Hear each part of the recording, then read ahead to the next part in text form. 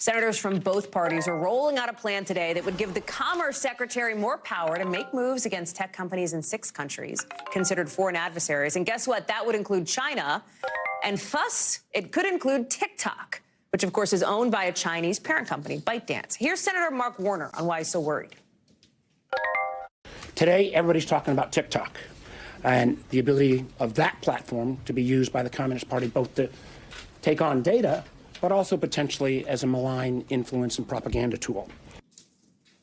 Keep in mind, TikTok's already been banned on government-owned phones, right, like phones for federal employees owned by the governments.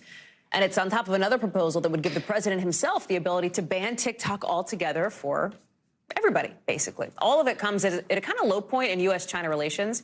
Just this morning, China's foreign minister accused Americans of leading both countries toward, quote, conflict and confrontation. It seems like that kind of tough talk is exactly what the Chinese leader Xi Jinping wants to see, after Xi said yesterday that Beijing wants to push back more and more against the United States. NBC's Josh Letterman reports from Hong Kong.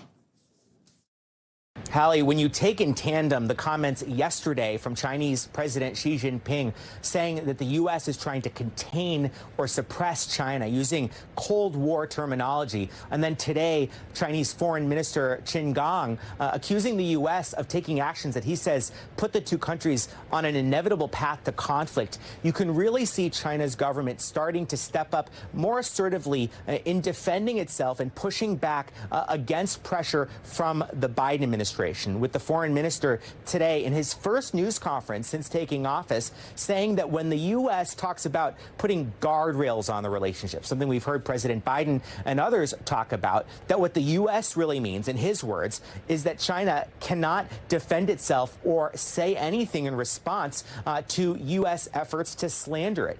We also heard him liken the relationship to putting a first button of a shirt on wrong, and nothing really can go right after that. And over the last several months, we have seen the Biden administration stepping up pressure on China on a number of fronts, from the U.S. intelligence about the origins of COVID to, of course, the U.S. shooting down that spy balloon, and then that intelligence that the U.S. said it had suggesting that China was considering providing weapons to Russia to use in Ukraine. Today, Foreign Minister Qin Gang firmly disputing that China has any intention of doing that. But he also made an interesting point, Hallie. He said the U.S. is up in arms about the idea that China would provide weapons to Russia, but at the same time, the U.S. has been greenlighting additional arms sales to Taiwan, another $400 million recently greenlighted by the State Department. Now, the White House responding to all of this today, disputing that they're seeking any kind of conflict with China. They say